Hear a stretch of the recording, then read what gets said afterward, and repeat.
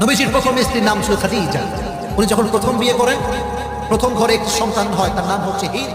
বিয়ের পরে সন্তান হওয়ার পরে যখন স্বামী মারা যায়, একমাত্র নেই বোঝে স্বামী হারাইলে কি পরিমাণ কষ্ট এবং যন্ত্রণা সহ্য করতে হয়। ঠিক কিনা বলো? প্রথম স্বামী মারা যায়, খাদিজা she was patient। আল্লাহ তুমি নিয়েছো, আমি খুশি, চাও ধৈর্যশীল। Second time she got married again, আবার বিয়ে করলেন, ধৈর্যশীল। সেকেন্ড হাজবেন্ড আবার yes চলে গেল।